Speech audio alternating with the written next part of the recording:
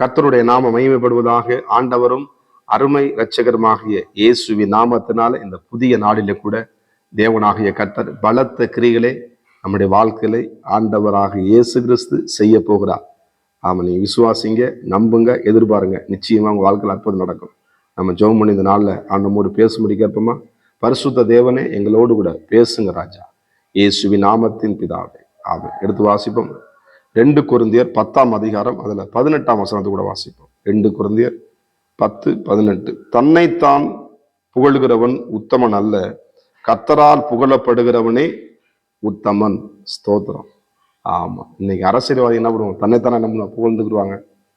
ஆமா, சில காரியத்தை சொல்ல. ஆனா இங்கதான் சொல்றது, தன்னைத்தானே புகழுகிறவன், தன்னைத்தானே மென்மையை பாராட்டுகிறது, தான் பெரிய ஆள் மாதிரி காமிச்சுக்கிறது.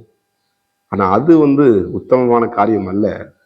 நீங்க கர்த்தரால் ஒரு மனிதனால் புகழப்படுகிறான், கர்த்தரால் வருகிற உயர்வுகள் அது நிரந்தரமானது. கர்த்தரே என்ன பண்ணுவாரு? அவர் சொல்றாரு, நீங்க பலத்த கரத்துக்குள்ள நீங்க அடங்கிருக்கீங்க, ஏற்ற காலம் வரும்பொழுது என்ன பண்ணுவேன்? உங்களை வெளியே கொண்டு வருவேன். ஆண்டவருக்கு சொல்றேன்.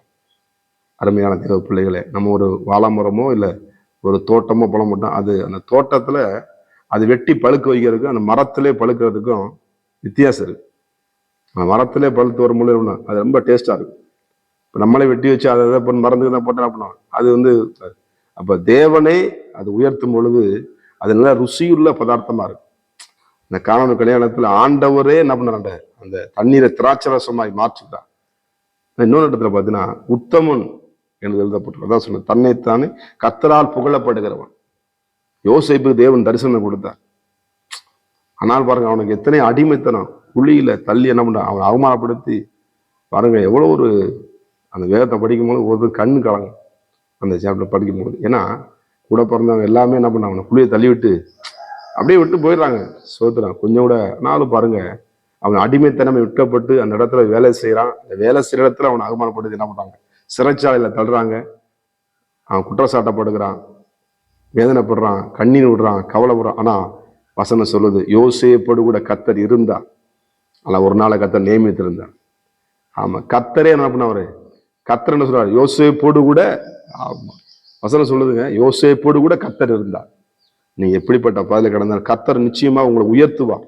உங்களுக்குன்னு கர்த்தர் உயர்வுகளை வைத்திருக்கிறார். எனக்கு வந்தவங்க பின்னாடிங்களாம் நான் இவ்வளவு கஷ்டப்பட்டேன், ஆனா எனக்கு ஒரு எந்த பொசிஷன் இல்லை, எனக்கு இந்த வேலையில ஒரு ப்ரொமோஷன் கிடைக்கல, நான் எவ்வளவு உண்மையா தான் செயல்படுறேன், உத்தம தான் செயல்படுறேன், ஆனா நான் என்ன பண்றேன்? தாழ்த்தப்படுறேன், என்னை வேதனைப்படுத்துறாங்க, அசிங்கப்படுத்துறாங்க, மட்டுப்படுத்துறாங்க.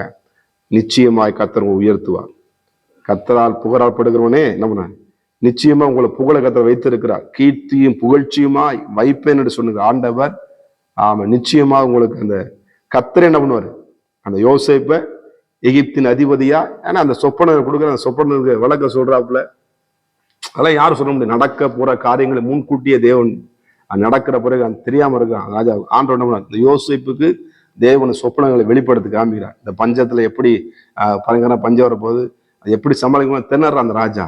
உடனே தேவன் யோசேப்புக்கு இந்த சொப்பனத்தை கொடுத்து ஆமா அதை போய் சொல்லும் பொழுது அந்த இடத்துல தேவன் கொண்டு வருகிறார். அதுதான் உயர்வு. கர்த்தருக்கு கர்த்தர் என்ன பண்ண, உத்தமமா இருந்ததுனால கர்த்தன் உத்தமத்தை பார்த்து என்ன பண்ற ஆண்டவர் யோசேப்பை தேவன் இடத்துல உயர்த்தின. அவர் கர்த்தரால் என்ன பண்ற, கர்த்தரால் புகழப்படுகிறவனே அந்த இடத்துல அவனே தன்னை உயர்த்தல, தேவனே யோசேப்பை உயர்த்தினார். ஆனால் நிச்சயமா உங்க வாழ்க்கையிலையும் ஆமா நிச்சயமா தேவன் உங்களை உயர்த்துவார். அதனால உங்களுக்கு ஒன்று உயர்வு, உங்களுக்கு ஒரு ஆசீர்வாதம், உங்களுக்கு வேண்டிய நன்மைகள். மனிதனால் நீங்க புறக்கணிக்கப்பட்டிருக்கலாம், சொந்தங்களால் புறக்கணிக்கப்பட்டிருக்கலாம், உதறி தள்ளப்பட்டிருக்கலாம், உங்களுக்கு ஏற்ற நீதி கிடைக்காம இருந்திருக்கலாம். ஆனா கர்த்தர் நிச்சயமாய் நீதி செய்கிற கர்த்தரால் புகழப்படுகிறவனே உத்தமன் என்று எழுதப்பட்டிருக்கிறது. உத்தமனுக்கு யாருங்க? பக்கத்து வீட்டுக்கார துணை இல்லை, சொந்தங்கள் துணை இல்லை, தேவனே உங்களுக்கு துணையா இருக்கிறார். எனக்கு அருமையான தேவ பிள்ளைகளை, கர்த்தரால் நீங்க புகழப்படுவீங்க. ஆமா, கர்த்தர் நிச்சயமா உங்கள் வாழ்க்கையில ஆமா நிச்சயமா பலனை தருவார். கர்த்தர் உங்களை ஆசீர்வதிப்பார். நம்ம ஜெபம் பண்ணுவோமா? பரிசுத்தமும் கிருபை நிறைந்த நல்ல தகப்பனே, உங்களுடைய வாழ்க்கையில இந்த பிள்ளையோட வாழ்க்கையில அற்புதம் நடக்கட்டும். கர்த்தரால் புகழப்படுகிறவனே உத்தமன் என்று எழுதப்பட்டிருக்கிறார். அந்த உத்தமத்தோடு உங்க பிள்ளைகள் பின்பற்றி ஓடி வர கர்த்தர் உதவி செய்யும். இந்த பிள்ளைகளை நீங்க உயர்த்த போறதுக்காக நன்றி ஆண்டவரே. எத்தனை பட்ட கஷ்டங்களுக்கெல்லாம் ஆண்டவரே உங்களுடைய பிள்ளையோட வாழ்க்கையில ஒரு உயர்வை நீ வைத்ததற்காய் நன்றி. இயேசுவானவர் எல்லாவற்றையும் தன்னை தாழ்த்தினவன் கீழ்ப்படிந்த சிலுவைக்கு ஒப்புவிடுகிற போல பிதாவின் வலது பரிசுத்தத்திலே வீற்றிருக்கிறது போல ஆண்டவருடைய பிள்ளைகளை ஆசீர்வதிக்கிறதுக்கு நன்றி செலுத்துவேன். பெரிய காரியங்கள் செய்யுங்க இயேசுவின் நாமத்தின் பிதாவே, ஆமென்.